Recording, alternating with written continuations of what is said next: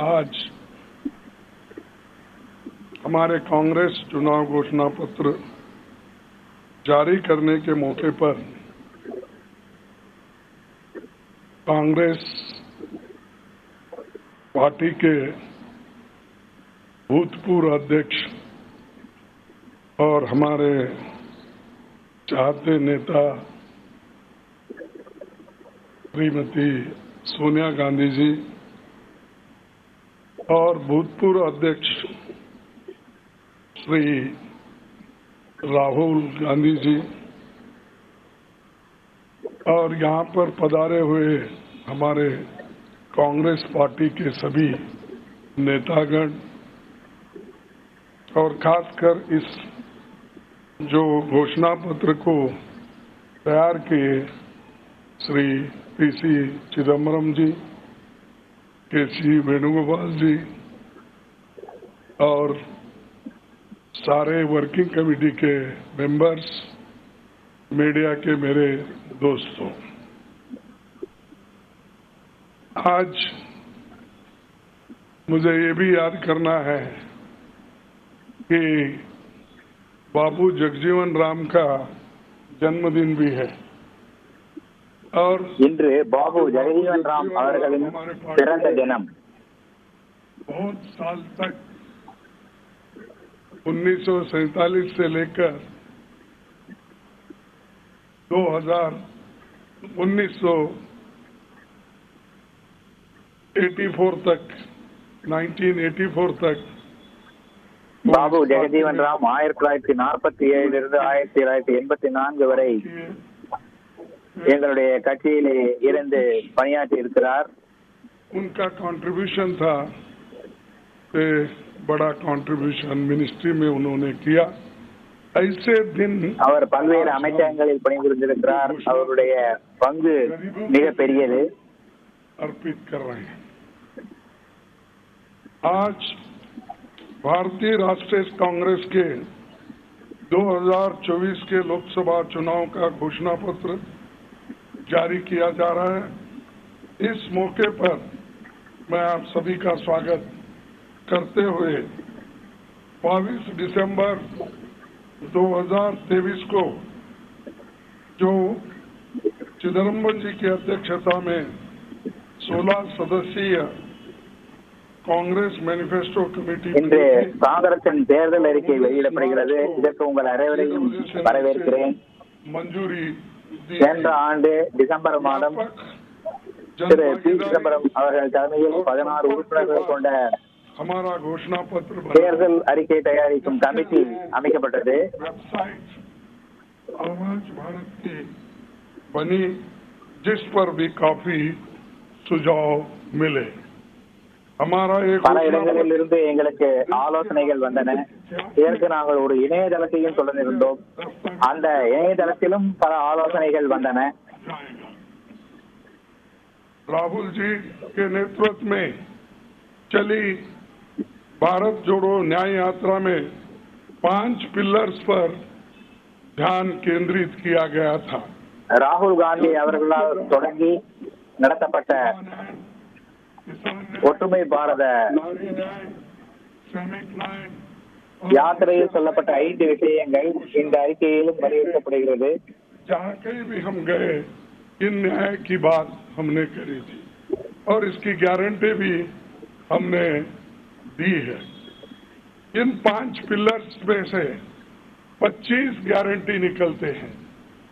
हर இந்த 5 தூண்களிலிருந்து 25 உத்தரவாதங்கள் வருகின்றன. इसके अंतर्गत यहाँ पर हमारे मैनिफेस्टो में भी है और इसके लिए जो हम पहले से ही करते हुए आए हैं वो भी. இந்த 25 உத்தரவாதங்கள் என்னென்ன என்பதை எங்களுடைய தேர்தல் அறிக்கை சொல்லுகிறது. आपके सामने रखना चाहता हूँ. நான் சில விஷயங்கள் உங்கள் முன்னால் வைக்க விரும்புகிறேன். हर शिक्षित युवा की पहली नौकरी अप्रेंटिसशिप के साथ पक्की हो जाए, ऐसी एक गारंटी हम दें. இளைஞர்களுக்கான நியாயம் என்ற வகையில் இளைஞர்களுக்கு இலவசமான பயிற்சியோடு அப்ரண்டிஸ் ட்ரைனிங் வழங்கப்படும். किसी ना किसी जगह उसको पक्की नौकरी मिलेगी क्योंकि இந்த அப்ரண்டிஸ் பயிற்சி வகுப்பின் காரணமாக அவர்களுக்கு ஏதேனும் ஒரு வேலை கண்டிப்பாக கிடைக்கும். गरीब परिवार की महिला பெண்கள் நியாயம் என்கின்ற வகையில் मदद देंगे. कोई तालियां नहीं बजा रहे, क्या बात है. ஏழை பெண்களுக்கு ஒரு வருடத்திற்கு 1 லட்சம் ரூபாய் நிதி அளிக்கப்படும். 1 लाख की मदद देंगे और किसान न्याय के तहत किसानों की कर्ज माफी और एमएसपी कानून की गारंटी भी हम देंगे. விவசாயிகளின் நியாயத்தின் கீழ் அவர்களுக்கு வாங்கிய கடன்கள் எல்லாம் ரத்து செய்யப்படும். எம்எஸ்பி என்கின்ற அதற்கு தனி சட்டம் கொண்டு வரப்படும். कम से कम 400 रुपए मजदूरी दिया जाएगा. தொழிலாளர்களுக்கு 4000 ரூபாய்க்கான வேலை வாய்ப்பு, மாதத்திற்கு 4000 வரக்கூடிய அளவு வேலை வாய்ப்பு வழங்கப்படும். हर व्यक्ति और हर वर्ग की गिनती या जातीय जनगणना होगी जिससे सबको फायदा होगा या किसी के ஜாதிவாரி கணக்கெடுப்பு எடுக்கப்படும். இதனால் அனைவருக்கும் பலன் ஏற்படும். समझने के लिए ये जातीय जनगणना करेंगे जैसा कि நாட்டின் நிலைமை என்ன என்பதை புரிந்து கொள்வதற்காக இந்த ஜாதிவாரி கணக்கெடுப்பு நடத்தப்படும். जो पिछड़े लोग हैं और भी ये अपर कास्ट में भी गरीब लोग हैं, सबकी हालत क्या है ये जानने के लिए हम जाति जनगणना कराएंगे. பிற்படுத்தப்பட்ட வகுப்பாளர்கள், உயர் ஜாதியில் கூட ஏழை மக்கள் இருக்கிறார்கள். இந்த கணக்குகளை எல்லாம் சரியாக புரிந்து கொள்வதற்காக ஜாதிவாரி கணக்கெடுப்பு நடத்தப்படும். खंड में लोकतंत्र बचाओ, भय से मुक्ति से लेकर मीडिया न्यायपालिका என்ற அரசியல் சட்ட அமைப்பு நியாயத்தின் கீழ் ஜனநாயகத்தை காப்பாற்றுவோம், ஊழலை ஒழிப்போம் போன்ற விஷயங்கள் சொல்லப்பட்டிருக்கிறது.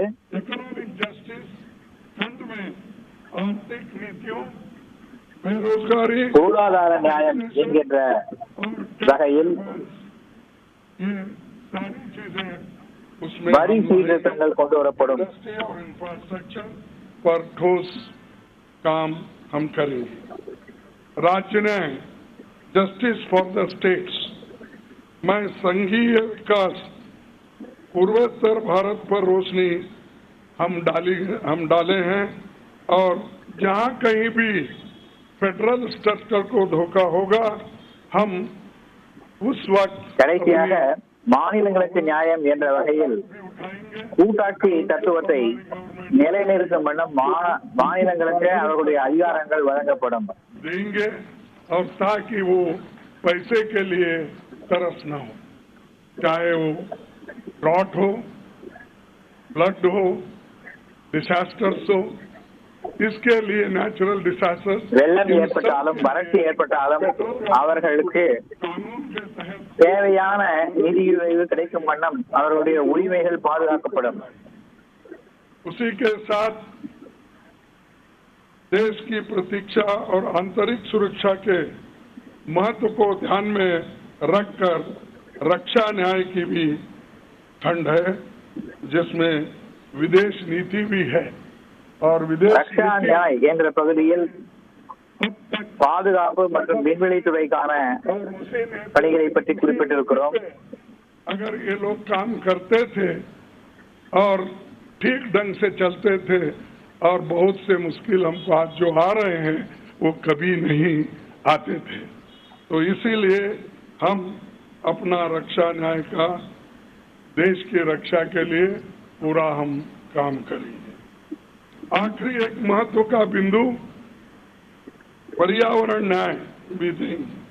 आप सभी से मैं अनुरोध करूंगा कि घोषणा पत्र को புள்ளி என்னவென்றால் சுற்றுச்சூழல் நியாயம் என்பதாகும். भविष्य के भारत की शानदार नया तस्वीर दिखेगा और इसके लिए आप ठीक ढंग से आप काम कर सकते। வருங்கால பாரதம் சிறப்பாக இருக்க வேண்டும் என்பதற்காக இந்த சுற்றுச்சூழலை பற்றியும் நாங்கள் கவனம் செலுத்தியிருக்கிறோம். 1951-52 में चुनावों से राजनीतिक दल घोषणा पत्र जारी करते समय बहुत से दावे करते हैं लोग, पर कांग्रेस हमेशा जमीनी हकीकत पर चलती है। 1951 में 1952 தேர்தல்கள் தொடங்கிய போதிலிருந்து தேர்தல் அறிக்கையில் பல்வேறு விதமான அறிக்கைகள் வெளியிடப்படும். ஆனால் காங்கிரஸ் தரை நிலையில் இருந்து யோசித்து அதன் அடிப்படையில் தேர்தல் அறிக்கை தருகிறது. காங்கிரஸ் எதற்காக கட்சி நடத்துகிறது என்பதன் அடிப்படையில் பண்டிட் நேரு அவர்கள் அன்று சொன்னாரோ அதை போல அதன் அடிப்படையில் தேர்தல் அறிக்கை தயாரிக்கப்படுகிறது. Entities public are deceived. The electorate had been placed before them. A realistic view of what தவறான வாக்குறுதிகளால் மக்களை தூண்டும் முயற்சி எல்லாம் எங்களுடைய தேர்தல் அறிக்கையில் இல்லை. ये पंडित जवाहरलाल नेहरू जी के जमाने में घोषणा पत्र दी थी जो रियलिस्टिक है, जो ग्राउंड लेवल पे हम कर सकते हैं, उसी के बारे में उन्होंने बोला था। किसी को फंसाने के लिए नहीं, झूठ बोलने के लिए नहीं, हम जो भी कहते हैं वो करके दिखाते हैं, ये उनका कहना था। और वही आज भी हम कर रहे हैं, जो कर सकते हैं वही हम इसमें घोषणा पत्र में लिखे हैं। और बहुत से हमारे विद्वानों से भी हम बात किए हैं कि इसमें क्या कर सकते क्या नहीं कर सकते, उनके सलाह के मुताबिक பல வல்லுநர்களிடம் எங்களால் என்ன செய்ய முடியும் என்ன செய்ய முடியாது என்பதையெல்லாம் விவாதித்து இந்த தேர்தல் அறிக்கையை தயாரித்திருக்கிறோம். 139 साल का शानदार इतिहास है ये देश के सामने। 139 ஆண்டுகளுக்கான மிக சிறப்பான வரலாறு இருக்கிறது. किसानों, मजदूरों और महिलाओं, युवाओं, गरीबों, वंचित तबकों के विकास के जो बंद दरवाजे, விவசாயிகள், தொழிலாளிகள், இளைஞர்கள், பெண்கள், பின்தங்கிய மக்கள் இவர்களின் நியாயம்தான் நாட்டின் வளர்ச்சிக்கு உதவும். जब सत्ता में आएंगे ये दरवाजे सब हम गरीबों के लिए खोल देंगे, उनका विकास करेंगे, ये हमारी प्रतिज्ञा है. நாங்கள் ஆட்சிக்கு வரும்போது இவர்கள் அனைவருக்குமான கதவுகள், வளர்ச்சி பாதைக்கான கதவுகள் திறக்கப்படும்.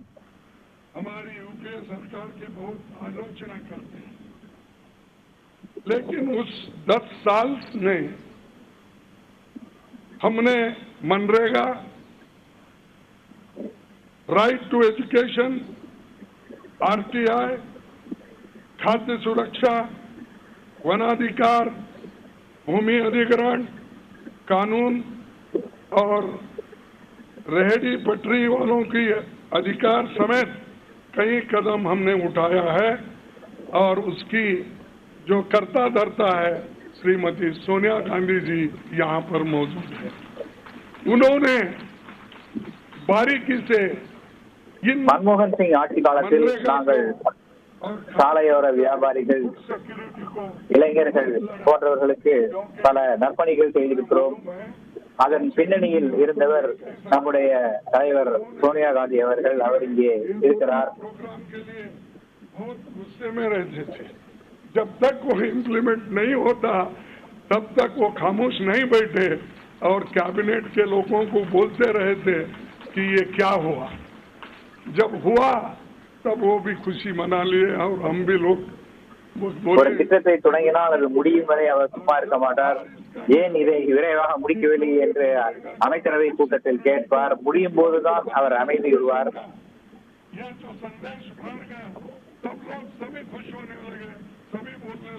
ये बहुत अच्छा यूपीए गवर्नमेंट ने किया, सोनिया गांधी जी ने किया.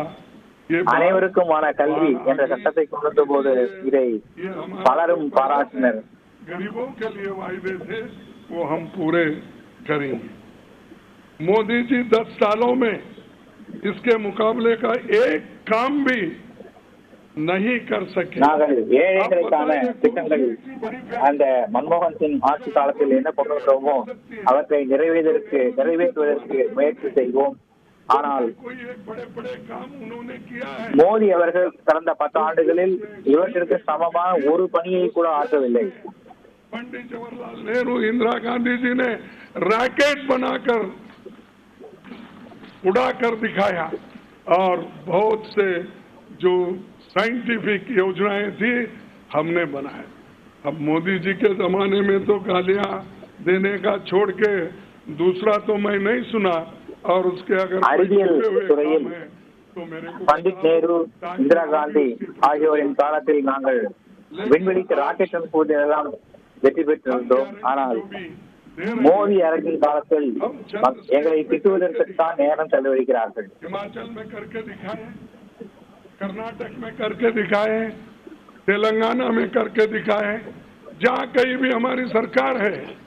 और நாங்கள் எங்களுடைய திட்டங்களை எல்லாம் இமாச்சல பிரதேசத்தில், கர்நாடகத்தில், தெலுங்கானாவில் நிறைவேற்றி காட்டியிருக்கிறோம். हम जो कहते हैं, मैं पहले ही कहा, वो हम करते हैं और हम डरते हैं करने के சொல்வதை செய்வதைத்தான் சொல்கிறோம், சொல்வதை நிச்சயமாக செய்கிறோம். ये हमारा पहले से कार्यक्रम है। और मैं चंद बातें इस मौके पर, थोड़ी देर हो गई तो क्षमा चाहता हूं, मैं चंद बातें आपके सामने रखने का जरूरी समझता हूं।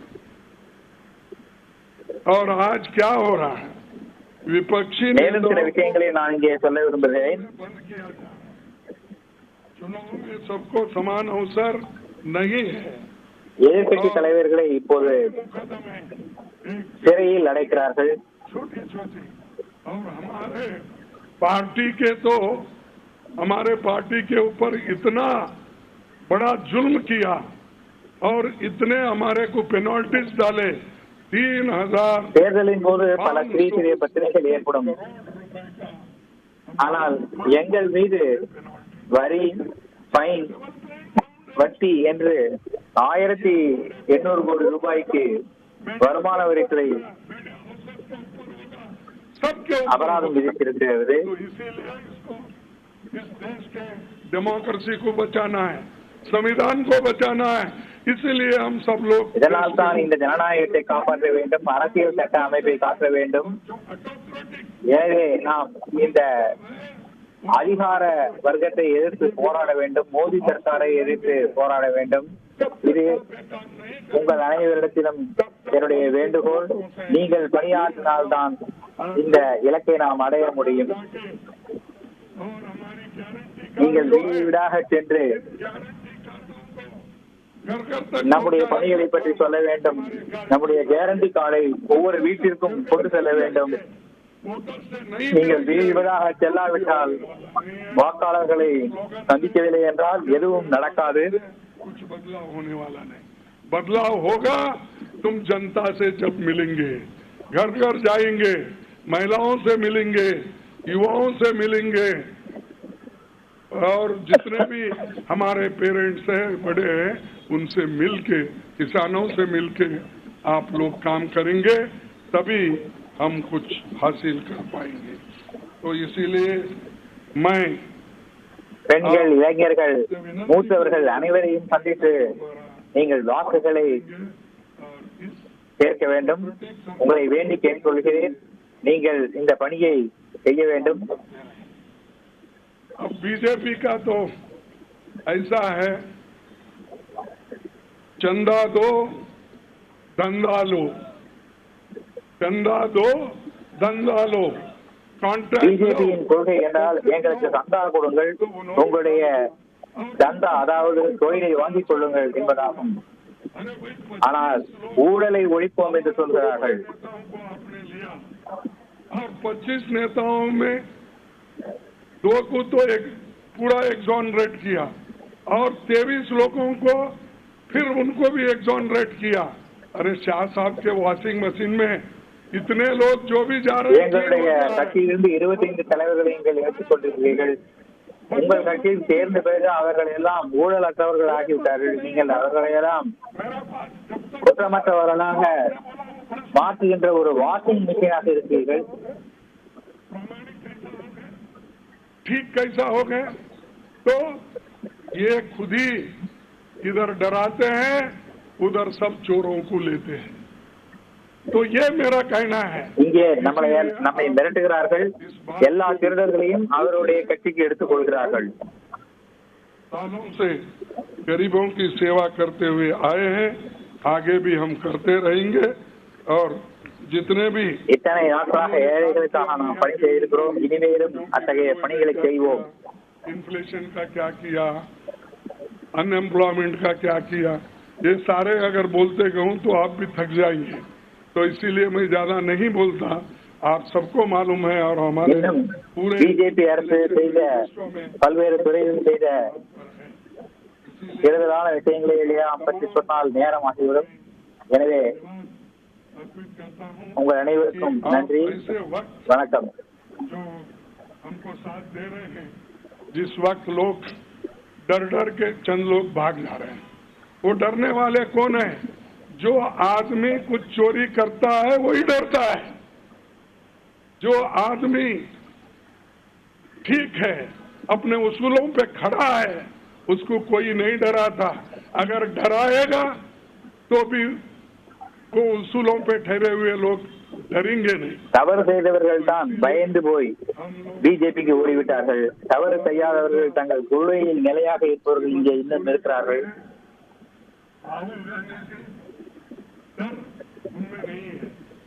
और डर का नाम भी नहीं है. சோனியா காந்தி அவர்களுக்கும் ராகுல் காந்தி அவர்களுக்கும் மனதிலே பயம் என்பதே கிடையாது. பயம் என்பது மோடிக்கு மட்டும்தான் இருக்கிறது. அதனால்தான் அவர் 400க்கு மேல் இந்த முறை என்று சொல்லி வருகிறார். மணிப்பூர் போன்ற இடங்களுக்கு அவர் செல்வதில்லை.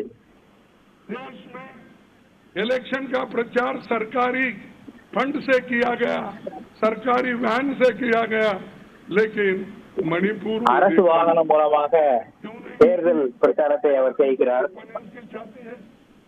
आपको डर कुछ भी नहीं है. हाँ? आप जा सकते हैं, लेकिन वहाँ हमारे नेता राहुल गांधी जी जा सकते हैं लोगों के साथ.